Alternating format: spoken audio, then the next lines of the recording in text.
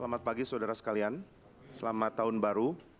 Hari ini adalah kebaktian pertama di hari Minggu untuk tahun ini dan kita akan mendengarkan firman Tuhan yang pertama di hari Minggu untuk tahun 2022. Kita akan membaca satu tema khusus untuk hari ini, kita tidak lanjutkan eksposisi untuk hari ini. Mari kita membaca Matius 21. Matius 21 ayat yang ke-18 sampai 22. Matius 21 ayat 18 sampai 22. Kita akan berbicara tentang doa di dalam iman. Di dalam konteks Matius 21 ayat 18 sampai 22 ini tentunya. Saya akan bacakan bagi kita Matius 21 ayat 18 sampai 22. Pada pagi-pagi hari dalam perjalanannya kembali ke kota, Yesus merasa lapar. Dekat jalan ia melihat pohon ara lalu pergi ke situ. Tetapi ia tidak mendapat apa-apa pada pohon itu selain daun-daun saja. Katanya kepada pohon itu, engkau tidak akan berbuah lagi selama-lamanya. Dan seketika itu juga keringlah pohon ara itu. Melihat kejadian itu tercenganglah murid-muridnya lalu berkata, bagaimana mungkin pohon ara itu sekonyong-konyong menjadi kering? Yesus menjawab mereka, aku berkata kepadamu sesungguhnya jika kamu percaya dan tidak bimbang, kamu bukan saja akan dapat berbuat apa yang kuperbuat dengan pohon ara itu, tetapi juga jikalau kamu berkata kepada gunung ini beranjaklah dan tercampaklah ke dalam laut, hal itu akan terjadi. Dan apa saja yang kamu minta dalam doa dengan penuh kepercayaan, kamu akan menerimanya. Saudara, mari kita sekali lagi berdoa. Ya Bapa di surga, kami sungguh gentar di dalam hadapan-Mu. Kami tahu kami tidak layak, tapi kami rindu datang untuk memohon berkat Tuhan. Dan kami bersyukur karena Kristus sudah melayakkan kami untuk ada di hadapan-Mu tanpa takut lagi, sebab Dialah yang menebus kami. Dialah yang memimpin kami datang kepada Tuhan, dan di dalam Dialah kami aman, karena Allah kami adalah Bapa yang mengasihi kami, sama seperti Bapa mengasihi Kristus. Itu sebabnya kami bersyukur kami dapat datang beribadah kepada Tuhan, dan dengan penuh sukacita, penuh pengharapan, dan penuh kekuatan dari Tuhan, kami menjalani hidup kami oleh karena Tuhan. Kiranya Tuhan berkenan memberi berkat. Tolong kami di dalam kelimpahan anugerah-Mu, supaya kami menikmati Allah kami yang sudah mengasihi kami, dan sudah menyerahkan anaknya yang tunggal bagi kami. Kami bersyukur untuk semua yang Tuhan sudah berikan, dan berikan kami kekuatan untuk menghidupi kehidupan kami di tahun yang baru, dengan kekuatan yang sebenarnya sudah menyertai kami selama ini, tetapi yang seringkali kami kurang imani untuk kami jalani. Seringkali kami menjalankan kehidupan yang lebih mudah, bukan yang benar. Seringkali kami menjalankan kehidupan yang lebih enak, bukan yang lebih kudus. Seringkali kami menjalani kehidupan yang lebih nyaman, bukan yang lebih memberkati orang lain. Seringkali kami menghidupi kehidupan dengan hati yang cemar dan mendapatkan kesenangan yang cemar, ketimbang datang kepada Tuhan dan memperoleh Tuhan yang menghibur kami. Itu sebabnya kami datang kepada Tuhan, supaya Tuhan koreksi kami. Kami diizinkan masuk ke tahun yang baru, kami diizinkan mempunyai hidup sampai hari ini, dan kami mohon hidup yang Tuhan anugerahkan untuk kami jalani menjadi hidup yang diperkenan Tuhan, oleh karena Tuhan terus mengoreksi, membentuk, dan melayakkan kami. Kiranya setiap bagian dari firman yang Tuhan mau sampaikan menggugah hati kami untuk dihibur, bukan oleh hiburan-hiburan sempit yang kami senantiasa nikmati selama ini, tapi dengan hiburan yang memberikan kami kekuatan menjalani kehidupan yang apapun, seperti yang Tuhan percayakan kepada kami. Kiranya Tuhan menolong kami, tolong hamba-Mu dan sertai setiap kami. Dalam nama Tuhan Yesus kami berdoa. Amin. Saudara, di dalam bagian pasal 21 kalau kita lihat adalah bagian yang harusnya memiliki aspek perayaan, tetapi yang justru segera berubah menjadi aspek penghakiman. Karena di dalam pengharapan semua orang kalau Mesias akan masuk Yerusalem, tentu kerajaan Allah akan segera ditibakan, kerajaan Allah akan datang, dan pemulihan bagi seluruh Israel dimulai dari Yerusalem. Jadi ketika Sang Mesias duduk di tahta, ketika itu pengharapan orang Israel tergenapi. Tetapi di dalam Matius 21 kita melihat awal yang begitu baik. Yesus masuk ke Yerusalem dan semua orang menyerukan hosana bagi anak Daud. Semua mengagumi Mesias ini. Meskipun ada kontroversi apakah dia Mesias atau bukan, tapi pengikut-pengikutnya merayakan masuknya Yesus ke Yerusalem. Ini adalah triumphal entry. Masuknya Yesus ke Yerusalem disertai dengan sorak-sorak dari rakyat. Tapi saudara, segera setelah itu Yesus Kristus mulai menyatakan kalimat penghakiman. Kalau kita lihat di dalam pasal yang ke-21, yang Kristus lakukan ketika dia masuk ke Yerusalem, dia ada di Bait Suci, dia justru membuat kontroversi dengan mengusir pedagang-pedagang yang menempati tempat untuk orang asing beribadah. Jadi Kristus menyucikan Bait Suci dan setelah itu kontroversi berlanjut. Yesus tidak berdiam di Yerusalem, dia pergi keluar. Di dalam ayat yang ke-17 dikatakan mereka pergi ke Betania dan bermalam di situ, untuk kemudian setiap siang masuk kembali ke Yerusalem dan melayani di situ. Jadi saudara sekalian, Yesus bahkan tidak berdiam di Yerusalem, dia menolak untuk tinggal di Yerusalem. Ada penghakiman besar yang justru diberikan untuk Yerusalem. Saudara, di dalam pandangan orang-orang Yahudi pada abad pertama, Yerusalem dan Yudea itu tempat yang lebih rohani ketimbang tempat-tempat yang sudah banyak disekulerkan oleh Yunani. Sekuler kita pakai bahasa modern ya. Dijadikan seperti kebudayaan Yunani, itu di utara. Nah, tempat-tempat utara dianggap tempat-tempat yang kurang mempertahankan tradisi menyembah Tuhan. Tetapi di selatan dianggap sebagai tempat yang masih pertahankan itu, terutama kota Yerusalem. Nah, sehingga ketika Yesus menyatakan penghakiman, dan penghakiman itu justru dimulai dari Yerusalem, ini jadi sesuatu yang kontroversial. Kalau saudara membaca Matius dengan tepat, saudara akan menemukan banyak sekali pengajaran-pengajaran kontroversial dari Injil ini. Ini adalah Injil yang kalau kita baca membuat kita tidak nyaman, siapapun kita ya. Apakah status kita adalah orang-orang yang memberontak kepada kerajaan Romawi, atau status kita adalah orang yang lebih sekuler atau lebih dipengaruhi oleh budaya dunia ketimbang terlalu rohani. Semua akan kena tegur.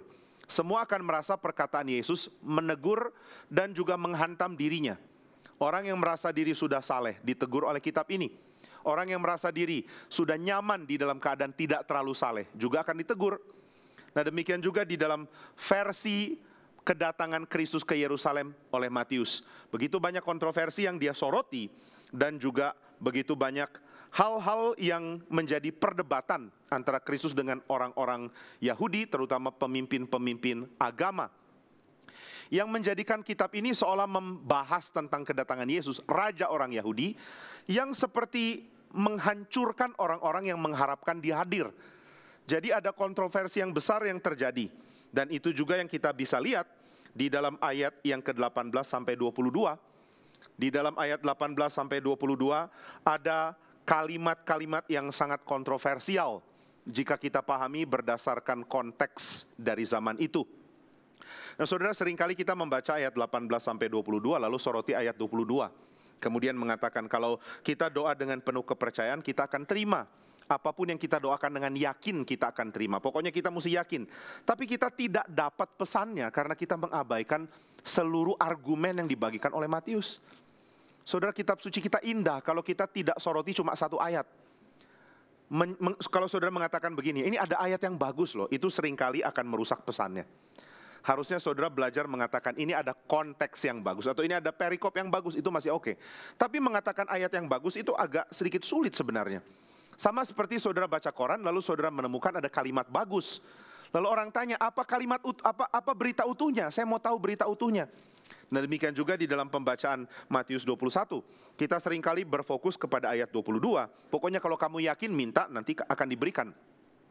Lalu ayat 21 itu kita pahami sebagai kemampuan untuk mengerjakan hal yang supranatural. Coba kita baca ayat 21 ya. Aku berkata kepadamu sesungguhnya jika kamu percaya dan tidak bimbang. Percaya dan tidak bimbang, gak boleh ragu. Pokoknya yakin gitu kan. Yakinlah seyakin-yakinnya. Kamu bukan saja dapat berbuat apa yang kuperbuat dengan pohon ara ini, tapi kamu juga bisa lemparkan gunung ke laut. Nah, saudara, saya mau tanya, apa gunanya sih lemparin gunung ke laut? Kira-kira itu berguna. Ada nggak di antara saudara yang ingin supaya gunung terlempar ke laut? Lalu saudara mengatakan, saya sih pengen loh gunung-gunung terlempar ke laut, tapi saya kurang iman. Andaikan saya punya iman yang lebih, saya bisa lemparkan gunung ke laut. Kira-kira apa gunanya lempar gunung ke laut? Kita bahkan nggak tahu apa arti pengertian ini loh. Lemparkan gunung ke laut atau mencampakkan gunung ke laut. We have no idea. Ini lagi ngomong apa ya? Kita nggak tahu. Tapi kita langsung tafsirkan seolah-olah kita tahu. Pokoknya ayat ini sedang bicara kalau saya doa mesti yakin supaya apa yang saya minta terjadi. Tapi ada kalimat yang sangat mengganggu, yaitu melempar gunung ke laut yang kita nggak pernah pikirkan dengan tuntas loh.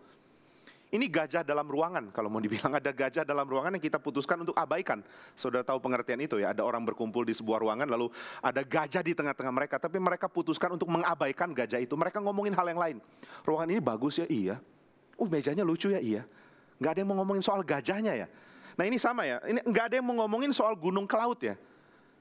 Saudara pernah atau ada yang pernah rasa tahu, pokoknya artinya gunung ke laut itu artinya ini loh. Kalau ada boleh saya minta pendapat?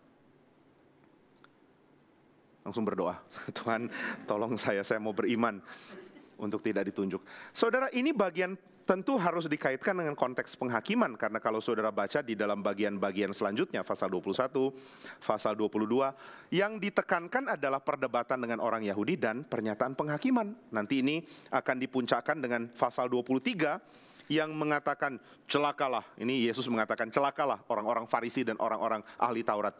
Jadi ini berita tentang penghakiman. Berarti gunung tercampakkan ke laut ya berkait dengan penghakiman dong ya.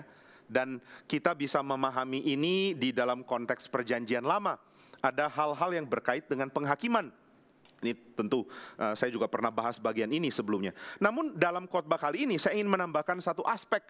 Aspek yang saya pikir sangat penting untuk kita menyongsong tahun yang baru. Yaitu aspek menghadapi kekacauan dengan iman. Nah ini yang sebenarnya mau ditunjukkan di dalam Matius 21. Ada tema kekacauan. Sekarang kita lihat di dalam ayat yang ke-19, Yesus menemukan pohon ara, dia tidak menemukan buah dan dia mengatakan, engkau tidak akan berbuah lagi selama-lamanya. Lalu pohon ara itu menjadi kering. Atau kalau di dalam versi Markus dikatakan Yesus tidak menemukan buah, lalu dia mengatakan kamu tidak akan pernah berbuah lagi. Lalu murid-murid pulang, kemudian besoknya mereka datang dan ternyata pohon itu sudah kering. Jadi Matius mempersingkat waktu ya, ini keringnya itu adalah ketika mereka datang kedua kali ke tempat itu. Tapi di dalam ayat 19, Yesus membuat pohon ara menjadi kering. Ini sesuatu yang sangat aneh. Kenapa aneh? Sekarang saya ingin memberikan sebuah nuansa kepada saudara untuk saudara menyadari betapa anehnya bagian ini. Nuansanya begini, kalau kita lihat di dalam tema-tema yang lama. Misalnya, ketika saudara melihat kisah Yusuf, saudara tentu tahu bahwa Yusuf ini berurusan dengan memelihara kehidupan bangsa yang besar, yaitu Israel, Mesir dan juga tentu Israel. Jadi dia dipercayakan oleh Tuhan sebuah tugas yang dia tidak tahu dari awal.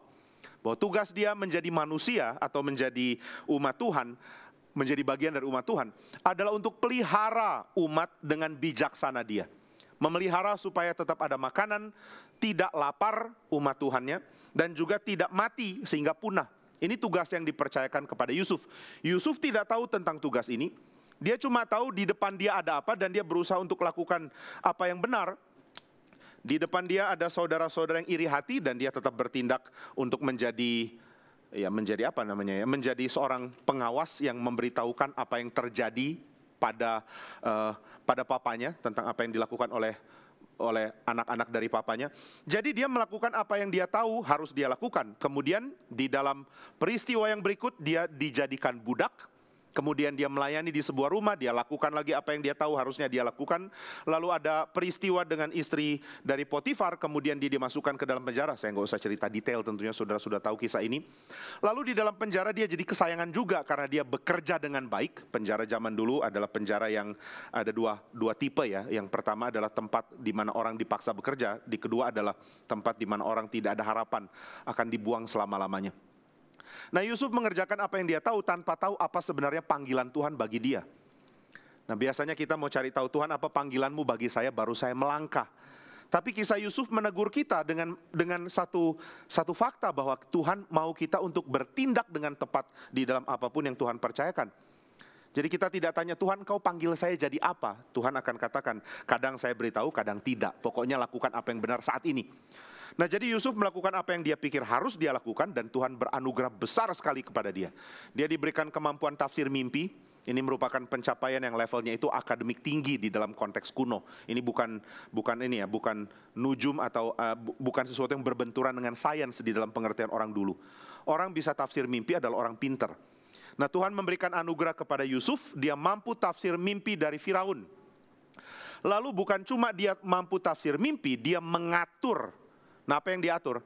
Dia atur supaya segala sesuatu di dalam negeri Mesir berjalan baik demi adanya sebuah kelangsungan hidup. Jadi mereka yang tinggal di Mesir bisa memperoleh makanan karena bijaksana dia. Jadi Tuhan pamerkan ada 7 tahun kelimpahan, lalu Tuhan menyatakan ada 7 tahun kekeringan. Kekeringannya sangat dahsyat sehingga kalau kamu tidak jaga waktu limpah, kamu akan dihantam habis. Nah, banyak orang tidak mengerti ini ya. Waktu limpah pikir akan selalu limpah. Keadaan tidak berubah, uang akan selalu bagus. Enggak bisa loh. Kita mesti pikir bagaimana keuangan yang kita miliki menjadi sesuatu yang bernilai kekal. Ini sebenarnya prinsip yang penting di dalam dunia keuangan. Bagaimana nilai saya tetap bertahan, itu kan. Kalau saya punya cash yang gampang sekali dibelanjakan, nanti nilainya turun. Saya mesti jaga nilainya. Itu sebabnya kalau kita menyelidiki tentang keuangan, nilai, kekayaan, harta, ekonomi, ini berkait dengan bijaksana surgawi. Yaitu kita tukar apa yang kita miliki dengan apa yang bernilai kekal. Nah, problemnya adalah kita seringkali mempunyai pikiran yang bodoh, sehingga kita tafsir yang kekal sebagai sesuatu yang tidak penting. Lalu yang sementara kita tafsirkan sebagai sesuatu yang bernilai kekal. Banyak orang habiskan uangnya untuk sesuatu yang gak ada gunanya. Setelah uangnya habis diganti dengan barang atau apapun yang bisa dinikmati. Habis itu selesai. Gak ada penambahan di dalam kualitas hidup, ataupun juga di dalam memberkati orang, ataupun di dalam nilai kekayaan. Ini kebodohan di dalam mengelola keuangan. Nah, Yusuf punya bijaksana, dan Alkitab mengatakan bijaksana itu merupakan bijaksana yang diberikan oleh Roh. Makanya Firaun mengatakan, adakah orang seperti dia di seluruh negeri ini? Ada tidak yang seperti Yusuf, yang penuh dengan roh yang berbijaksana, penuh dengan roh hikmat, penuh dengan roh para dewa. Roh seringkali diidentikan dengan berlaku bijak. Ini sesuatu yang beda dari zaman sekarang. Banyak orang di dalam zaman ini mengaitkan roh dengan ketiadaan pikiran. Makin aneh seseorang, dia penuh dengan roh. Makin ucapan tidak dimengerti, nah ini bahasa roh. Makin tindakannya ngawur, nah ini dari roh. Makin bicara hal yang tidak ada kaitan dengan rasio, tidak ada kaitan dengan pengetahuan, ini dianggap roh. Ini sesuatu yang sudah sangat menyeleweng. Karena di dalam pengertian awal, di dalam pengertian dari dunia perjanjian lama, roh berkait dengan hikmat. Siapa yang penuh roh, dia pintar. Siapa yang penuh roh, dia tahu pengetahuan. Siapa yang penuh roh, dia punya keputusan hidup yang bijaksana sekali. Bukan orang aneh. Orang penuh dengan roh tidak jadi aneh. Orang penuh dengan roh tidak jadi berontak dan bentur dengan cara berpikir yang rasional dan yang sehat. Nah, itulah yang harus kita pahami dari dunia kuno. Maka ketika Firaun mengatakan orang ini penuh dengan roh para dewa, konsep orang kuno baik orang Mesir maupun umat Tuhan sama. Bahwa kalau ada roh dewa masuk, orang ini jadi bijak.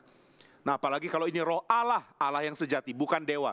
Tentu Yusuf jauh lebih bijaksana dari banyak orang. Maka Tuhan bukakan kepada dia sebuah strategi. Kumpulkan waktu limpah dan bagikan sedikit-sedikit waktu sulit. Nah, ini jadi pengertian ekonomi standar, sangat basic, yang dipraktekkan di dalam keadaan krisis oleh Yusuf. Tapi sebelum keadaan krisis datang, keadaannya baik dulu. Nah, maka karena Yusuf penuh dengan bijaksana dari roh, dia atur semua kelimpahan harus dijaga. Kenapa dijaga? Karena pekerjaan roh itu memberi kelimpahan. Roh yang dimiliki oleh Tuhan, yang Tuhan berikan kepada umatnya, adalah roh yang akan membuat subur, membuat limpah, membuat padang gersang menjadi penuh dengan tanaman, membuat kekeringan menjadi penuh dengan kelimpahan, membuat kelaparan berhenti dan diganti dengan kelimpahan makanan. Nah, itu sebabnya Roh Kudus bekerja pada Yusuf untuk menyingkirkan kelaparan.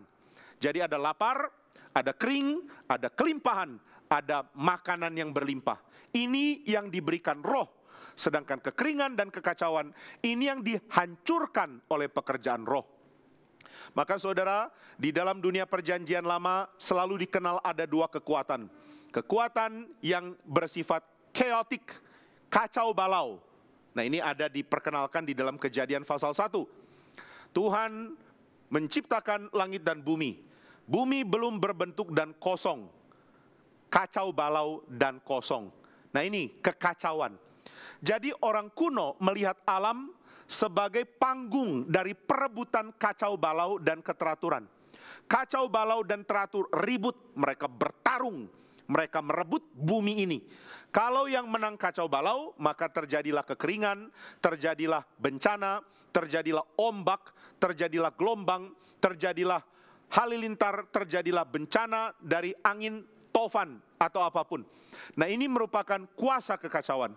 Tapi kuasa kekacauan dilawan oleh kuasa keteraturan. Kuasa keteraturan bertarung, dan kalau kuasa keteraturan menang, maka manusia bisa hidup. Tapi kalau kuasa kekacauan menang, maka manusia mati. Nah, maka konsep ini sangat dipercaya oleh orang kuno dan juga bahkan sampai sekarang tentunya, bahwa dunia ini merupakan panggung pertarungan kuasa jahat dan kuasa baik, kuasa chaos, kacau balau, dan kuasa teratur. Nah, orang Mesir percaya bahwa tanah mereka adalah hasil persekutuan dari dua ilah. Yang pertama namanya Nut, yang kedua namanya Geb. Mereka saling peluk, mereka menyatakan kuasa keteraturan, kuasa kelimpahan di tempat mereka saling peluk. Nah, itu Mesir. Jadi Mesir ada di bawah dua ilah, Nut dan Geb, dua ilah penyebab kebaikan menurut mereka, yang bertarung dengan kuasa di pinggir Mesir. Mesir dikelilingi oleh padang gurun, sebagian padang gurun, sebagian laut. Maka mereka percaya dewa yang saling bersekutu ini adalah dewa baik. Mereka lah penyebab Mesir bisa subur, Mesir bisa baik, Mesir bisa penuh makanan. Karena mereka dengan kekuatan singkirkan padang gurun. Dewa padang gurun mau masuk, mereka dengan kekuatan bersekutu singkirkan. Jadi orang Mesir ternyata sudah percaya dewa-dewa mereka pun ada kompaknya ya. Saling mengasihi, saling bersekutu. Tapi ini lain dengan konsep kasih dari Kristen tentunya. Mereka berjuang supaya tanah Mesir dikecualikan dari kekacauan. Sekeliling mereka penuh padang gurun, tapi ketika kuasa chaos mau masuk ke dalam, dua ilah ini bersekutu, lalu menyingkirkan semua yang kacau, sehingga orang Mesir bisa hidup dengan baik. Kalau saudara lihat tulah yang Tuhan berikan kepada Mesir, beberapa tulah ini menyindir kekuatan dari Nut dan Geb, dari dua ilah Mesir ini. Karena waktu Tuhan berikan ada hujan es, dan juga ada api menyambar. Apapun itu kita nggak tahu ya, apakah api atau halilintar yang membakar hasil ladang mereka, kita tidak tahu. Tapi kekuatan ini dianggap kekuatan yang menembus kekuatan dari Nut dan Geb. Kemudian ketika belalang masuk, lalu belalang makan seluruh hasil panen dari orang Mesir. Sehingga waktu mereka lihat seluruh ladang jadi kering. Yang tadinya penuh dengan tanaman yang subur, sekarang ganti dataran kering mirip padang gurun di luar Mesir. Mereka langsung takut. Ini adalah kuasa jahat menembus Nut dan Geb. Ini kuasa kekacauan yang menembus. Tapi Musa mengatakan, ini bukan kuasa kekacauan, ini tangan Allahku yang sedang menghancurkan Mesir. Nah, maka saudara sekalian, orang dulu percaya kalau ada kekuatan baik, manusia bisa aman. Kalau ada kekuatan jahat, manusia akan mati. Nah, maka mereka percaya subur, keadaan baik, keadaan limpah, ini datang dari dewa-dewa yang baik. Mari sembah dewa-dewa baik ini. Mari jaga supaya mereka tidak marah dan meninggalkan kita. Mari doa supaya mereka bisa sukses mengalahkan kuasa dewa-dewa jahat. Dewa jahat itu bahaya. Kalau mereka yang menang, kita semua mati. Kalau dewa yang baik menang, kita semua sejahtera. Nah, inilah yang dipercaya. Nah, maka ketika Alkitab memakai bahasa chaos di dalam Kejadian, orang langsung pikir, oh berarti sama ya. Kitab suci dan juga pengertian dari orang-orang kuno mirip.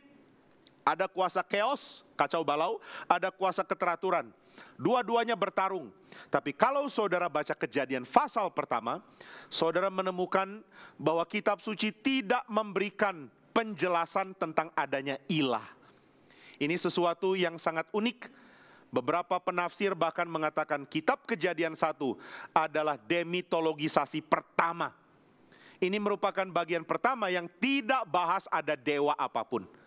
Ini adalah buku yang menyingkirkan dewa-dewa. Ini buku ateis untuk dewa palsu. Nggak ada dewa palsu di situ. Saudara kalau baca Kejadian 1, langsung membaca tulisan. Pada mulanya Allah menciptakan langit dan bumi. Bumi belum berbentuk dan kosong. Kacau balau, belum berbentuk itu sebenarnya kacau balau ya. Kacau balau dan kosong. Oh, ada kuasa kacau balau. Siapa dewa yang bertanggung jawab? Nggak pernah dibahas. Nggak ada dewa lain. Lo yang bikin kacau balau siapa? Nggak diberitahu. Oh, berarti siapa ilah? Nggak ada ilah-ilah, cuma satu Allah. Allah yang sejati adalah Allah yang esa. Tuhan adalah Allahmu. Tuhan itu esa. Ingatlah hai Israel, Tuhan Allahmu, Tuhan itu esa. Nah, ini adalah pengakuan iman orang Yahudi. Yahweh, Tuhanmu adalah Allah. Dan Tuhanmu itu esa. Kalau Tuhanmu itu Allah, nggak ada Allah lain. Kalau Tuhanmu itu esa, kamu tidak boleh menyembah yang lain. Kalau begitu yang bikin kacau siapa? Bukan dewa. Yang bikin teratur siapa? Bukan dewa. Siapa yang bikin teratur? Tuhan. Siapa yang izinkan kekacauan? Juga Tuhan. Siapa yang bikin kekacauan disingkirkan demi keteraturan? Tuhan. Siapa yang bekerja di dalam keteraturan? Tuhan. Tapi pertanyaan yang berikut yang juga akan sedikit membuat kita sulit adalah perkataan, yang bekerja dalam kekacauan siapa? Juga Tuhan.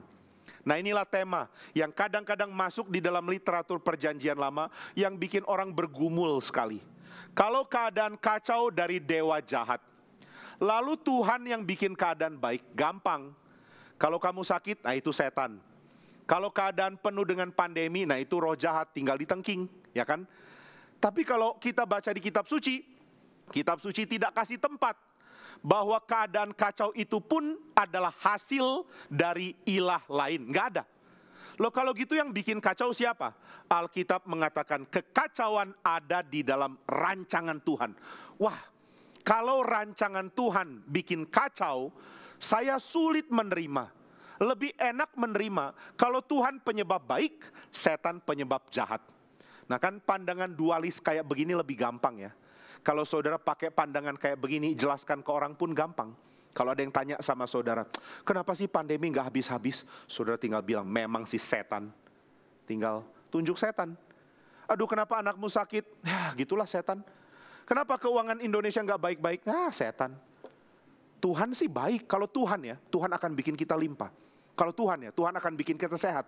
Kalau Tuhan ya, Tuhan akan bikin kita kaya. Tuhan gak mungkin bikin kita miskin, bikin kita sakit, bikin kita menderita, bikin kita kacau. Enggak, yang bikin itu setan. Nah jadi kalau saya sakit, itu ada setannya. Makanya apapun yang buruk, langsung bikin mata kita cari, mana setannya. Tiap lihat yang jelek, langsung tanya, mana setannya. Makanya kalau saudara menemukan konsep ini ada dalam pikiran kita akan salahkan apapun ke setan. Blame it on the devil. Kenapa krisis? Setan krisis. Kenapa anak sakit? Setan sakit. Kenapa dia nggak naik kelas? Setan tidak naik kelas. Kenapa dia begitu jahat? Setan jahat. Kenapa omongannya kasar? Setan kasar. Kenapa dia begitu suka pukul orang? Setan mukul. Maka kita deteksi setan, kemudian setan diklasifikasi di dalam klasifikasi yang lebih rumit dari binatang apapun di dunia. Nah ini setan jenis pembuat kata-kata kasar. Nah ini setan-setan ini misalnya Beelzebul, kemudian Baalzebub, dan Beze, itu atau apapun namanya. Nah ini setan-setan pembuat kata-kata kasar. Nah ini setan-setan pembuat kekacauan di laut. Nah setan laut, kayak buku Tintin itu ya. Ada Kapten Haddock yang bilang setan laut. Nah maka kita deteksi setan dan mengatakan ini bukan Tuhan, ini setan. Nah saudara, kalau begini caranya kitab Ayub lebih gampang dibaca sih. Ayub, kenapa kamu penuh penyakit di kulit? Setan sakit. Ayub, anak-anakmu kok mati? Setan pengambil anak-anak. Ayub, kenapa hartamu habis? Setan miskin. Ayub, kenapa kamu begitu menderita? Setan derita. Lalu dia tinggal doa ke Tuhan. Tuhan, kami menantikan Engkau hadir, menyingkirkan segala setan-setan ini. Nah Nah itu kan doa yang benar. Tapi saudara, worldview-nya lain. Kalau kita lihat Ayub mengatakan, Tuhan mengapa engkau datangkan malapetaka ini? Ini hukumankah? Karena kalau malapetaka ini datang dari Tuhan, berarti ini hukuman bagi saya dong. Kalau ini hukuman bagi saya, kasih tahu salahku di mana. Saya salah apa? Tuhan kasih tahu. Kalau saya bilang, iya Tuhan memang saya salah, hukumlah. Ya udah nggak apa-apa. Tapi kalau saya tidak tahu salahnya di mana, lalu Tuhan tetap hukum, saya jadi bingung. Kenapa Tuhan hukum saya? Apakah yang mengadili sudah tidak adil lagi? Apakah hakim semesta alam salah menghakimi? Wah, ini pertanyaan penting. Itu sebabnya teodisi. Itu adalah bidang teologi yang membahas tentang problem of evil, kejahatan. Dan problem dari teodisi itu bukan cuma sekadar kenapa orang menderita, bukan. Tapi yang dipertanyakan adalah apakah Tuhan adil waktu menghukum, waktu memberikan penderitaan kepada orang benar. Kalau Ayub tidak salah, dia tidak lakukan apa yang jahat, apakah adil bagi Tuhan untuk menimpakan sengsara kepada dia? Atau di dalam sebuah mazmur, Tuhan, saya lihat orang fasik kok sehat ya, sedangkan kami orang benar dimakan sama orang fasik. Kami dibikin miskin, kami disingkirkan, kami menderita. Tuhan, di mana keadilanmu? Itu sebabnya teodisi artinya adalah menjelaskan tentang keadilan di tengah-tengah penderitaan. Tuhan bekerja, memberikan apa yang terjadi di bumi, dan kita bergumul. Apakah ini adil? Apakah ini tepat? Apakah ini benar? Nah maka saudara, di dalam konsep Alkitab, Tuhan adalah yang memberikan kondisi buruk, tapi Tuhan adalah yang akan singkirkan kondisi buruk. Kondisi buruk akan menyingkir, dan keadaan damai akan Tuhan berikan. Nah ini yang dipercaya. Maka pekerjaan Roh Kudus adalah memberikan kelimpahan. Roh bekerja lewat Yusuf supaya kelaparan diubah. Supaya segala yang kacau Tuhan singkirkan. Kenapa? Apakah karena yang kacau itu ada unsur ilah palsu? Bukan. Tapi karena kekacauan merupakan sesuatu yang dari dalamnya Tuhan akan kerja. Tuhan pakai yang kacau, tapi dari dalam kekacauan Tuhan akan munculkan hal yang benar, hal yang baik, hal yang penuh dengan bijaksana dan penuh dengan kelimpahan. Maka Roh Kudus bekerja pakai Yusuf, lalu dengan pintarnya dia administrasi, dia atur pengelolaan makanan di seluruh Mesir. Dia pakai dana yang ada untuk bangun tempat-tempat penyimpanan gandum, supaya gandum tidak busuk dan tidak diambil oleh binatang atau oleh orang. Dia bikin tempat-tempat yang banyak sekali, lalu dia ambil dari seluruh rakyat. Waktu rakyat berlimpah dipungut pajak tinggi, rakyat tidak terlalu masalah, oke ambil. Setelah diambil disimpan. Setelah disimpan, dijaga baik-baik dengan tentara. Jangan ada yang bocorkan tempat ini. Tunggu sampai ada perintah dari Firaun. Lalu ketika mereka datang ke Firaun, Firaun, kapan perintahmu engkau berikan? Firaun bilang, tanya Yusuf, saya mau main golf dulu. Semua keputusan ada di tangan Yusuf. Maka mereka semua akan datang ke Yusuf. Lalu mereka mengatakan, Yusuf, kapan makanan boleh dibuka? Kapan boleh diberikan kembali kepada kami? Nah ini yang terjadi pada waktu itu. Roh Kudus pakai Yusuf, lalu dengan segala pintarnya, dia atur baik-baik bagaimana pengaturan seluruh negeri bisa dilakukan. Maka kalau saudara penuh dengan roh, tapi saudara tidak suka belajar, itu roh palsu. Roh yang sejati adalah roh hikmat. Roh yang bikin saudara suka belajar. Roh yang membuat saudara suka cari pengetahuan.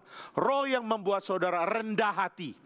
Rendah hati, cari pengetahuan, hargai bijaksana, hargai pengetahuan masa lalu, belajar dari orang-orang, belajar dari ilmu. Itulah Roh Kudus yang sejati. Roh Kudus tidak anti ilmu, Roh Kudus tidak bikin bodoh orang. Nah maka ketika Yusuf atur semua, ketika dia sudah atur segala sesuatu, Tuhan berkati. Kelaparan tidak menimpa Mesir, kelaparan tidak membuat Kanaan mati, karena Kanaan bisa pergi ke Mesir, ambil makanan dari Mesir. Dan karena Kanaan bisa dapat makanan dari Mesir, Yakub dan keluarganya terpelihara. Nah inilah yang Tuhan kerjakan lewat Yusuf. Roh bekerja memberikan kelimpahan. Lalu saudara sekalian, kalau roh itu memberikan kelimpahan, memberikan subur, memberikan kebaikan. Waktu Yesus yang penuh dengan roh melayani, kenapa dia bikin pohon ara justru jadi kering? Nah ini pertanyaannya. Kenapa dia datang ke pohon ara dan mengatakan, keringlah kamu. Kamu tidak bisa berbuah selama-lamanya lagi. Loh ini kok aneh? Saudara harap tangkap anehnya Alkitab ya. Aneh karena kita belum ngerti. Bijaksana setelah kita ngerti. Jangan terus baca terus mengatakan, oh enak ya kalau doa yakin pasti dikabulkan. Tuhan minta mobil, Tuhan minta rumah, Tuhan minta gaji tambah. Saudara bukan itu poin di sini loh. Di sini sedang mengatakan sesuatu yang membuat kita heran. Tuhan, engkau bertemu dengan pohon ara, lalu tidak menemukan buah. Kenapa tidak berkhotbah mengatakan berbuahlah engkau dengan limpah? Bukankah itu lebih baik? Tapi kenapa Tuhan mengatakan engkau tidak akan berbuah lagi selama-lamanya? Lalu pohon itu jadi kering. Sudah jadi kering seperti ada kuasa keos menguasai. Seperti Yesus bawa kuasa keos. Ini dalam pikiran pembaca mula-mula. Jadi pembaca mula-mula kalau baca Matius itu tidak haleluya, haleluya loh. Saudara kalau baca Matius pengkhotbah bilang haleluya, haleluya, haleluya. Enggak haleluya. Saudara kan bilang apanya yang haleluya ya? Yesus bikin pohon ara kering, kok haleluya? Pohon ara kering, ini enggak sesuai. Kalau Yesus penuh dengan roh, harusnya dia buat pohon ara ini limpah. Hal seperti ini membuat kita bertanya, sebenarnya mau ngomong apa ya? Saya minum sebentar ya. Sebenarnya bagian ini mau ngomong apa? Yesus pembuat kering? Nggak bisa dong. Tanah Kanaan itu tanah yang subur. Tuhan yang berikan untuk Israel. Tuhan pimpin Israel di padang gurun. Padang gurun penuh air karena Tuhan beranugerah. Israel diberikan tempat yang banyak oasisnya. Banyak tempat-tempat yang menghasilkan pohon. Menghasilkan buah dari pohon-pohon kurma. Yang begitu limpah. Sehingga meskipun mereka tinggal di padang gurun, mereka selalu menemukan jalan ke tempat di mana mereka bisa dipelihara. Nah ini yang Tuhan lakukan. Sekarang kok bikin kering. Lalu yang bikin lebih heran ketika murid-murid tercengang. Kok bisa kering? Nah ini tercengangnya murid lain dengan tercengangnya kita. Kalau kita tercengang, keren. Kita suka keren-kerenan sih. Setelah lihat, wah keren ya. Lalu kita coba ke pohon durian. Engkau tidak akan berbuah lagi selama-lamanya. Engkau akan kering. Jadi kering atau enggak? Saudara tahun baru ini lesu semua ya, saya heran. Kering atau tidak? Harus kering. Kenapa kering? Karena Yesus bisa bikin kering.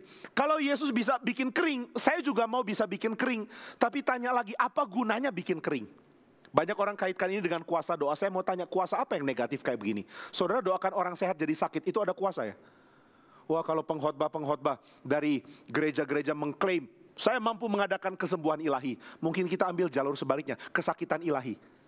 Ayo siapa yang sehat mau sakit datang ke sini. Kita akan adakan kebaktian kesakitan ilahi. Orang-orang sehat datang yang rajin gym GYM ya bukan JIM. Yang rajin gym, rajin sepeda, rajin lari datang ke kebaktian. Semua sehat, sehat. Mujizat terjadi, bukan sihir, bukan sulap. Ini merupakan mujizat terbesar. Saya akan bikin semua sakit hari ini. Loh, apa gunanya? Saudara mau nggak minta kekuatan kayak begini? Murid-murid langsung datang ke Yesus bilang, minta dong kekuatan kayak begini.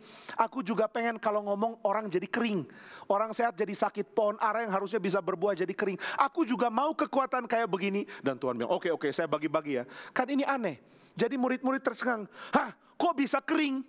Ini apa ya? Ini apa maksudnya mereka bingung. Apa yang sedang terjadi? Kenapa dia memberikan keadaan buruk? Apakah dia pemilik kuasa keos? Apa jangan-jangan dia Mesias palsu? Kenapa dia berikan sesuatu yang seperti tukang sihir bisa berikan? Seperti setan yang berikan atau kuasa jahat yang berikan. Kuasa jahat bikin kering wajar. Tapi Tuhan bikin kering nggak wajar. Nah ini yang mereka pertanyakan. Kemudian Yesus justru menjawab, sesungguhnya jika kamu percaya dan tidak bimbang, kamu bukan cuma bisa buat apa yang aku buat, tapi kamu akan dapat berkata kepada gunung, beranjaklah dan tercampaklah ke laut. Saudara tahu ya, di dalam konteks dari orang pada waktu itu, dan juga di dalam konteks perjanjian lama, bahkan di dalam budaya, kebanyakan budaya suku-suku yang ada di pedalaman sampai saat ini, percaya bahwa kekuatan jahat itu ada di laut. Kalau kekuatan jahat ada di laut, dewa baik tinggal di mana? Dewa baik tinggal di gunung. Saudara mau cari kekuatan yang memberkati, perginya ke gunung. Saudara mau bikin supaya laut nggak marah, perginya ke laut. Saudara mau supaya kekacauan tidak menguasai, pergi ke laut. Saudara mau dapat berkat, pergi ke gunung. Nah ini satu prinsip yang ada di dunia kuno. Mau dapat kaya, pergi ke gunung. Mau supaya wabah, bencana, semua selesai. Minta supaya dewa laut jangan marah. Laut adalah tempat kuasa jahat. Gunung adalah tempat kuasa baik. Laut adalah tempat chaos. Gunung adalah tempat keteraturan. Nah sekarang Yesus mengatakan, kamu dapat berkata kepada gunung, sumber keteraturan, dalam pengertian orang kuno, tercampakkanlah ke laut, tercampaklah ke laut. Loh, berarti kekuasaan dari penguasa yang teratur sekarang ditelan oleh kekacauan. Kok teratur dikalahkan sama kekacauan? Aduh, ini apa sih? Kenapa Tuhan kasih kami kekuasaan untuk doa kayak begini ya? Nah ini yang akan bikin pembaca menjadi bertanya-tanya. Kenapa Yesus melakukan hal ini? Lalu kenapa Yesus mengatakan kepada murid-murid, kamu juga bisa loh. Saudara, murid-murid waktu itu akan mengatakan, kami bisa, kami gak mau kayak begitu. Kenapa Tuhan mengadakan sesuatu yang sifatnya kontroversial seperti ini? Kenapa tidak bikin pohon kering jadi limpah? Kenapa tidak bikin laut hancur dan gunung yang bertahta? Kenapa tidak bikin raja yang berkuasa di gunung menyatakan tahtanya di atas gunung? Ini jauh lebih baik. Nah ini yang kita mesti soroti dengan tepat untuk bisa dapat pesannya. Kalau saudara dapat pesan dari kitab suci yang sangat kontroversial, sangat mungkin hal yang akan dinyatakan selanjutnya adalah pesan yang sangat indah. Ini saudara akan temukan di berbagai bagian dari kitab suci. Setiap kali ada hal yang kontroversial, perhatikan baik-baik.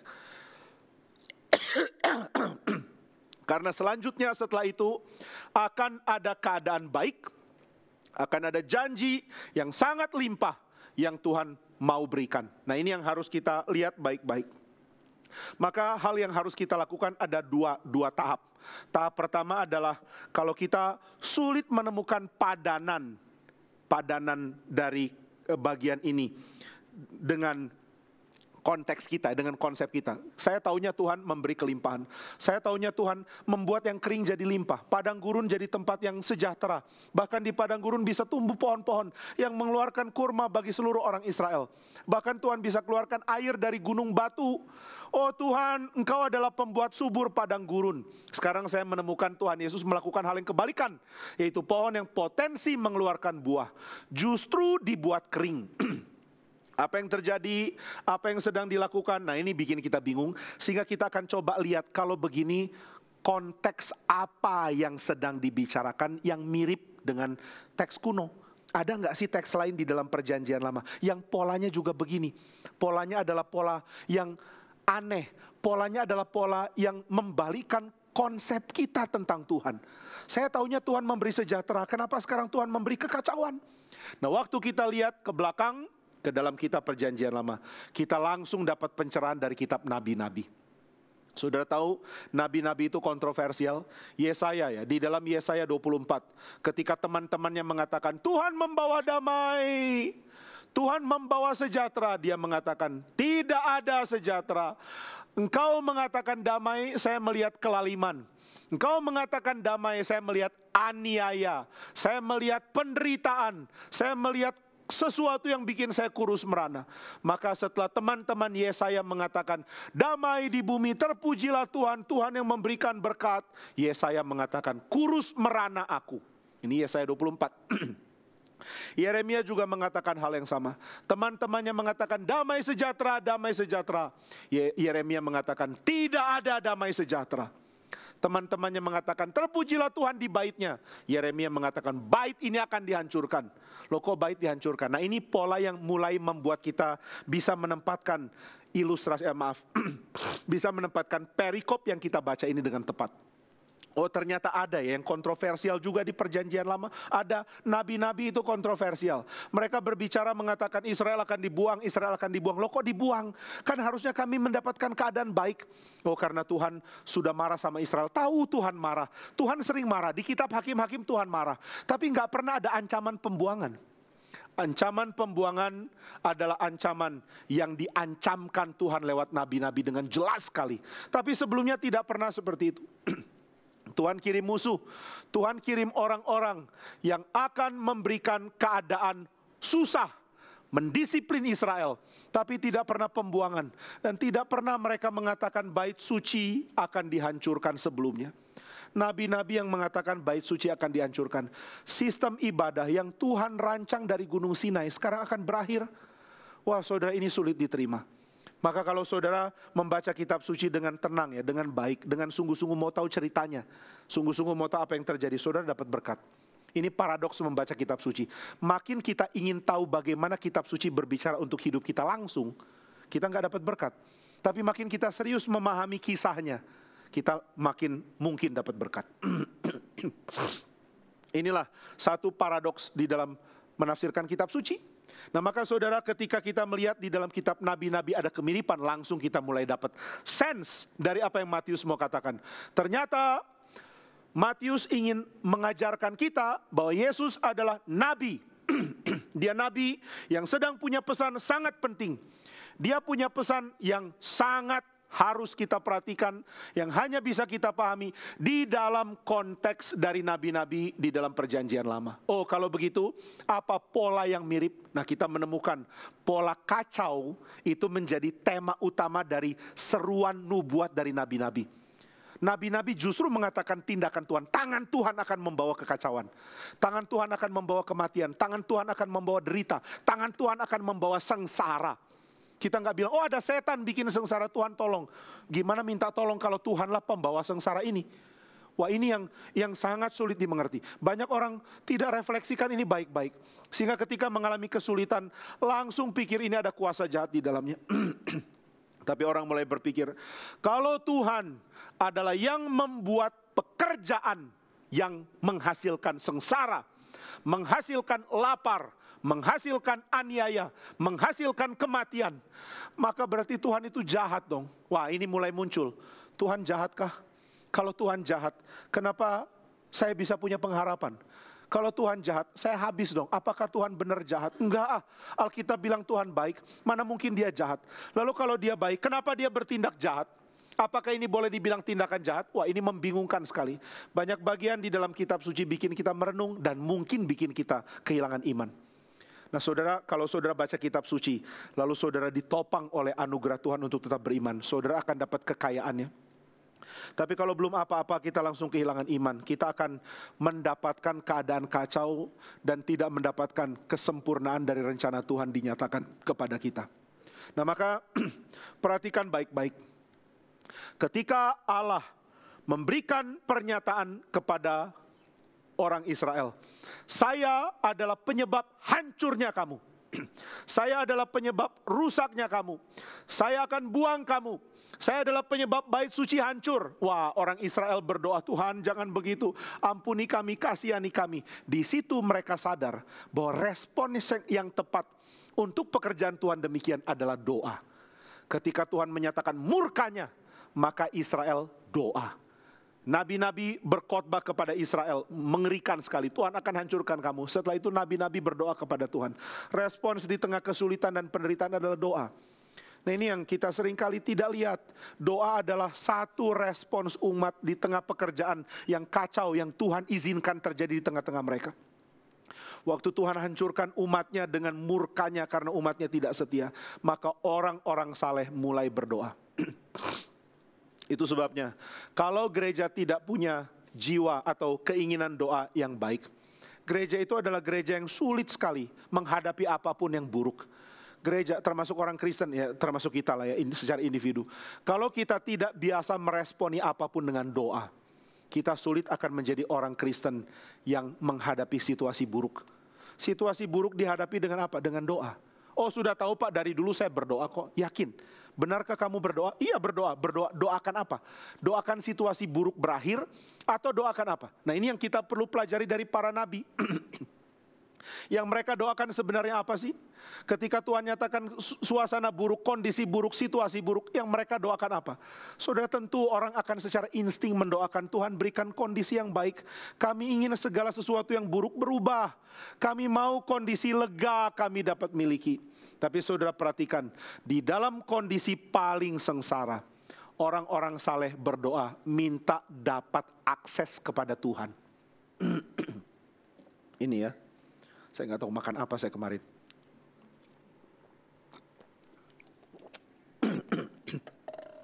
Maka ketika mereka mengalami situasi paling buruk, mereka doa. Tapi isi doanya apa? Isi doanya itu ada tahap. Pertama-tama mereka mengatakan, Tuhan singkirkan yang jahat, berikan mereka kekalahan, hancurkan musuh. Dan kadang-kadang Tuhan izinkan itu terjadi. Mereka doa minta musuh dihancurkan dan musuh dihancurkan. Tapi di dalam pembuangan itu tidak terjadi. Waktu para nabi berdoa, Tuhan berikan kelegaan, Tuhan tidak beri kelegaan. Tuhan hancurkan Babel, Tuhan tidak hancurkan Babel. Justru Tuhan pakai Babel untuk menghancurkan Israel. Tuhan murka kepada umatnya. Lalu apa yang didoakan oleh umatnya? Saudara perhatikannya, umatnya mulai berdoa. Misalnya kita lihat di dalam kitab-kitab nabi-nabi, Yesaya, Yeremia. Mereka mulai meratap dengan ratapan yang mengatakan, kami menantikan engkau hadir. Ini sesuatu yang menakjubkan. Dari kekacauan mereka minta Tuhan lanjutkan pekerjaannya dengan hadir. From chaos to holy presence. Sesuatu yang aneh. Dari kacau mereka minta, Tuhan nyatakan kehadiran-Mu. Tuhan, kami mau kondisi ini diperbaiki. Bukan dengan kondisi baru, bukan itu enggak cukup bagi kami. Kami minta Tuhan memberkati kami dengan hadir.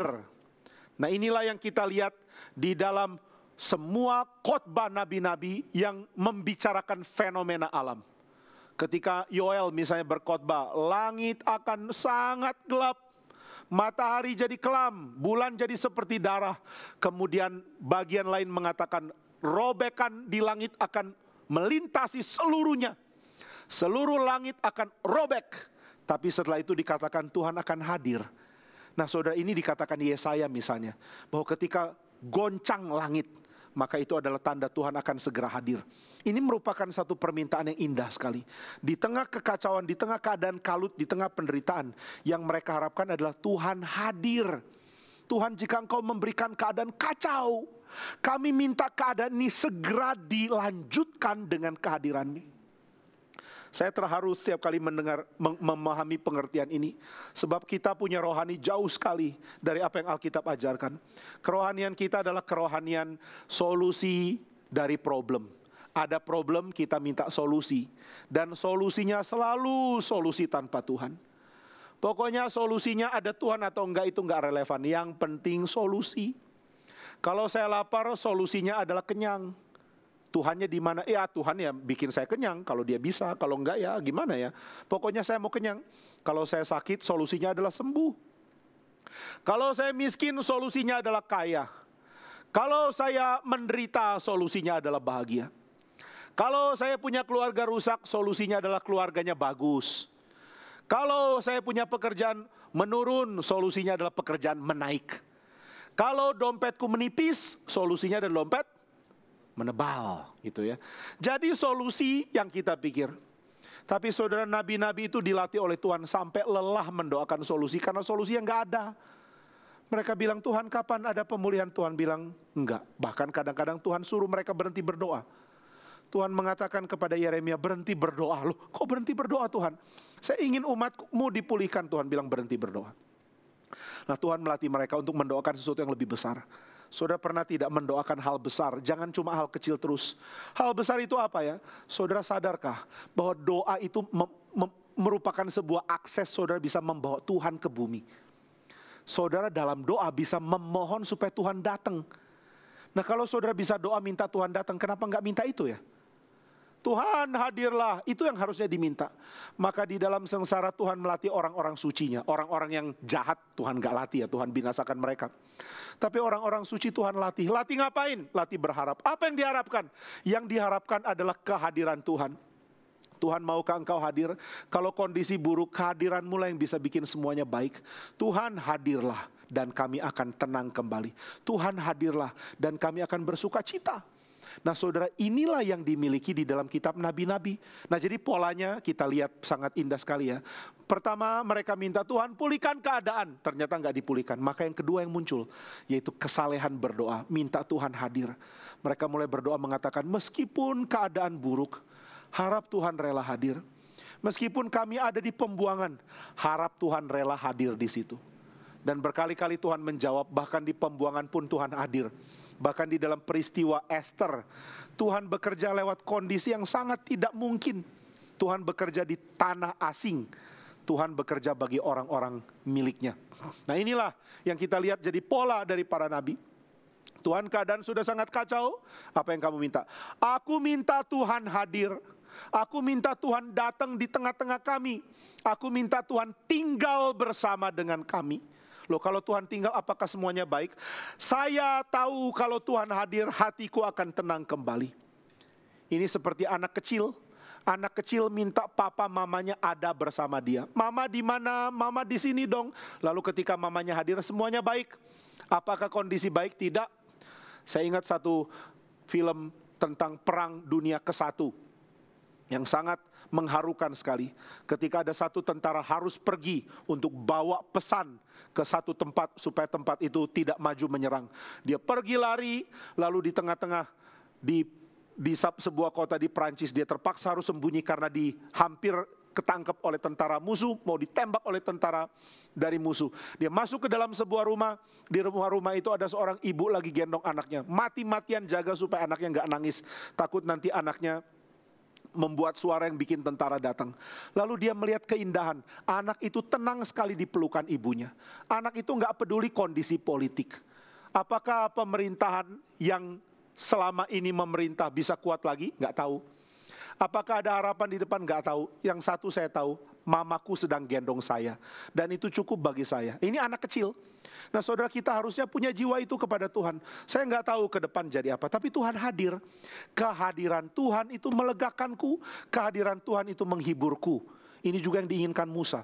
Musa ketika naik ke Gunung Sinai, ketika dia lihat orang Israel sulit sekali untuk diberikan penjelasan. Mereka menyembah berhala lalu mengatakan, ini Tuhan, berhala kok Tuhan. Lalu Tuhan marah sama mereka dan Musa mengatakan, Tuhan, izinkan aku memandang kemuliaan-Mu. Apa yang Musa mau lihat? Musa mau lihat Tuhan rela hadir. Dan Tuhan jangan cuma hadir sambil sembunyi, itu paradoks yang gak indah. Tuhan hadirlah dengan kemuliaan-Mu. Bolehkah aku memandang kemuliaan-Mu? Dan Tuhan mengatakan, kau hanya lihat belakangku. Waduh, Musa minta sesuatu yang Tuhan belum kabulkan. Tapi dia minta. Saudara Agustinus mengatakan hal yang sama di Confession. Saya mau doa supaya Tuhan hadir. Apapun dampak dari kehadiran Tuhan, jadilah. Kalau Tuhan hadir bikin saya mati, matilah. Kalau Tuhan hadir bikin limpah, limpahlah. Kalau Tuhan hadir bikin kacau, kacaulah. Tapi Tuhan hadirlah. Nah ini yang didoakan di dalam Confession. Saya mengkalimatkan ulang ya, bukan kalimat kutipan. Demikian juga di dalam kitab suci kita. Nabi-nabi berseru mengatakan, Tuhan hadirlah. Saya sudah minta supaya Israel dipulihkan, tapi sepertinya tidak dikabulkan. Saya minta Tuhan ampuni, tapi sepertinya belum terjadi. Tapi Tuhan, jangan tidak hadir, relalah hadir. Dan saudara sekalian, meskipun Tuhan tarik kehadirannya dari bait suci, Tuhan tarik kehadirannya dari para imam, Tuhan tarik kehadirannya dari Yerusalem, tapi Tuhan masih mau bicara lewat para nabi. Ini membuktikan permohonan para nabi supaya Tuhan hadir, dikabulkan oleh Tuhan. Nah maka kalau saudara lihat di dalam Matius 21 ayat 18 sampai 21, pola yang sama kita lihat. Yesus seperti jadi perwakilannya Tuhan, bikin kekacauan, bikin hukuman. Pohon ara kering. Pohon ara ini lambangnya Israel. Israel akan kering. Aduh Tuhan jangan. Lebih baik kehadiranmu bikin orang Israel yang sudah kering jadi limpah lagi. Kami yang sudah mau mati hidup lagi, itu dong yang engkau lakukan. Tapi Tuhan justru mendeklarasikan kamu akan kering selama-lamanya. Mengerikan sekali. Dan ketika murid-murid mengatakan, Tuhan apa yang terjadi ini? Dan Tuhan mengatakan, jika kamu percaya dan tidak bimbang, kamu dapat mengatakan kepada gunung beranjaklah. Maksudnya apa? Maksudnya adalah jika engkau percaya, engkau tahu tangan Tuhan yang kerjakan ini. Saudara, ini adalah pengertian iman yang mau diajarkan di Matius. Segala kondisi buruk itu tangan Tuhan yang kerjakan. Loh, kok ini dibilang beriman? Justru ini mengacaukan iman. Tidak, ini akan menguatkan iman. Segala kondisi buruk itu Tuhan yang kerjakan. Kalau Tuhan yang kerjakan kondisi buruk dari Tuhan, saya akan rusak iman. No, justru kamu akan kuat iman. Kenapa kuat iman? Karena kamu tahu kalau ini tangan Tuhan, aku bisa berespons dengan doa. Kalau ini bukan Tuhan, percuma doa. Saudara, kalau yang bikin kau sakit itu setan, ngapain doa sama setan? Coba kalau siapa? Felix ya. Felix sakit, yang bikin sakit ternyata setan sakit. Mau doa sama setan? Oh setan tolong sembuhkan saya, mana mau. Tapi kalau ini tangan Tuhan, Felix akan mengatakan, Tuhan mohon ampuni atau mohon sembuhkan. Ini jadi sesuatu yang bisa diresponi oleh orang percaya. Maka orang percaya dan orang tidak percaya, responsnya kepada Tuhan selalu beda. Di dalam kondisi baik, responsnya beda. Orang percaya dalam kondisi baik, penuh ucapan syukur. Orang percaya dalam kondisi buruk, penuh kehidupan doa yang makin erat dengan Tuhan. Di mana kehidupan doamu ketika sengsara? Saya bingung ya, di tengah-tengah pandemi yang ikut doa, nggak tentu tambah loh. Harusnya terbalik ya, harusnya tidak begitu. Di tengah-tengah keadaan sulit, yang ikut doa harus tambah banyak dong. Yang ingin Tuhan mendengar permohonan kita di tengah sengsara, harusnya tambah banyak. Nah maka di dalam pasal 21 Yesus mengatakan, jika kamu percaya dan tidak goncang, bahkan kondisi laut menelan gunung pun membuat engkau tidak kehilangan iman, engkau akan berdoa kepada Tuhan. Engkau bahkan mendeklarasikan penghukuman Tuhan. Ini mirip nabi-nabi. Mereka tidak mau Babel menghancurkan Yerusalem, tapi mereka berkhotbah demikian. Mereka mengatakan, hei Yerusalem, Babel sudah di depan pagar, di depan tembokmu, dan dia akan hancurkan kamu. Engkau mengatakan, Tuhan ada di bait suci, di bait suci, di bait suci. Tapi aku berkata kepadamu, bait suci akan hancur. Nah ini nubuat, ini yang Yesus maksudkan. Jika kamu punya iman, Yeremia punya iman itu, kamu akan berbicara penghakiman Tuhan dan itu akan terjadi. Engkau akan mengatakan, celakalah kamu kalau kamu tidak bertobat. Dan itu terjadi. Penghakiman Tuhan menyusul peringatan keras dari Nabi Tuhan. Nabi Tuhan kalau sudah kasih peringatan sebaiknya bertobat. Karena kalau peringatan diberikan kau tetap tidak bertobat, hukuman akan segera tiba. Nah ini yang dimaksudkan, orang beriman akan mengatakan, hei gunung tercampaklah ke laut. Nabi-nabi mengatakan, hei Yerusalem bertobatlah kamu. Yohanes Pembaptis mengatakan bertobatlah kamu. Yesus mengatakan bertobatlah kamu. Tapi kita terlalu keras hati. Kita lewatkan tahun-tahun dengan sama. Tahun lalu penuh dosa, 2 tahun lalu penuh dosa. Tahun ini pun sudah rencanakan untuk terus beri makan keserakahan, untuk terus beri makan ego, terus beri makan kejahatan kita. Kita terus punya rencana dosa yang mengabaikan Tuhan. Sampai kapan? Maka ketika seruan nubuat dinyatakan, bertobatlah kamu, sebaiknya engkau bertobat. Karena itu akan benar-benar terjadi. Gunung benar-benar akan dicampakkan ke laut, dalam arti kondisi yang baik akan ditelan oleh chaos. Kekacauan akan telan. Kalau begitu bagaimana reaksi kita? Ayat 22 mengatakan, apa saja yang kamu minta dalam doa dengan penuh kepercayaan, kamu akan memintanya. Di dalam sengsara saudara doa apa? Tuhan pulihkan, gak dapat. Oh masih bisa doa lagi, doa apa? Tuhan hadir, dan ini kita akan dapat. Tuhan di tengah sengsara hadirlah, dan Tuhan akan jawab. Nah ini yang dimaksudkan. Bayangkan ya, jauh sekali ya kalau kita lihat konteks dengan kita tafsir dengan sembarangan.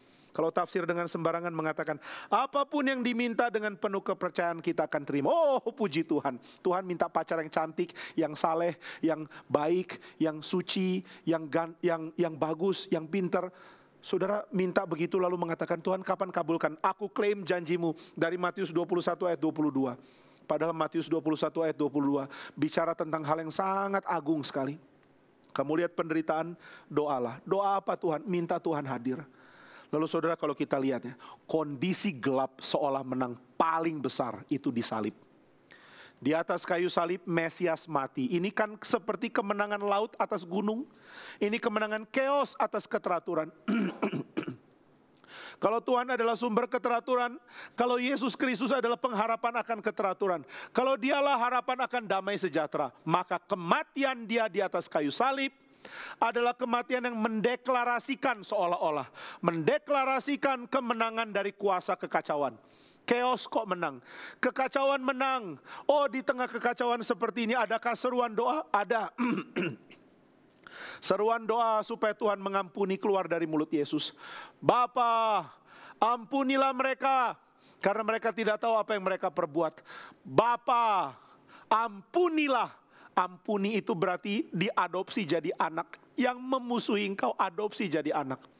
Tuhan berdoa bagi kaum pilihan tentunya. Ini doa yang efektif bagi kaum pilihan.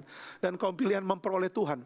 Maka salib adalah kondisi di mana chaos sepertinya menang. Tapi dari kondisi itu ada doa. Doa yang minta kehadiran Tuhan. Dan Tuhan mengabulkan. Setelah Kristus mati dia bangkit dan Roh Kudus hadir. Maka saudara, di tengah keadaan kacau Tuhan mengatakan, aku sekarang rela memberikan kehadiran. Kematian Kristus dan kebangkitannya membuat relasi antara Tuhan dan bumi jadi lebih erat, jadi lebih akrab dari sebelumnya. Sekarang Tuhan rela hadir dimanapun, all over the globe, dimanapun di seluruh bumi, di mana ada orang berseru mencari Tuhan, di situ Tuhan jawab dengan kehadirannya. Tapi sekarang kita mau tanya, kehadiran Tuhan itu dinyatakan lewat apa? Kehadiran Tuhan dinyatakan lewat Roh yang hidup di dalam diri orang percaya. Tuhan hadir lewat saudara dan saya, menjadi pernyataan kehadiran Tuhan satu dengan lain. Satu dengan lain menyatakan kehadiran Tuhan. Saudara, kenapa ya kita sulit menikmati hadirnya Tuhan, sehingga kita cari pernyataan supranatural yang aneh-aneh. Kalau ada pernyataan kehadiran Tuhan, semua orang cari ke situ. Kalau ada patung Yesus nangis, semua pasti cari ke situ. Oh, patung Yesus nangis, di sini Yesus hadir. Tapi saudara, Tuhan menyatakan kehadirannya lewat kita loh. Engkaulah pernyataan kehadiran Tuhan bagi sesamamu. Tuhan hadirlah, engkaulah yang hadir. Maka sekarang di dalam kekristenan, di dalam perjanjian baru, yang Yesus katakan ini mendapatkan kesempurnaan penggenapan yang indah sekali. Di dalam keadaan kacau, apa yang bisa orang harapkan? Doa minta supaya Tuhan hadir. Dan ketika mereka doa minta Tuhan hadir, siapa yang Tuhan kirim? Orang Kristen. Saya terharu sekali ketika ada kekacauan terjadi di waktu itu di Syria ya. Di Syria terjadi kekacauan, lalu ada komentar dari satu orang yang menerima bantuan dari lembaga-lembaga yang menyalurkan bantuan dari Kristen ya.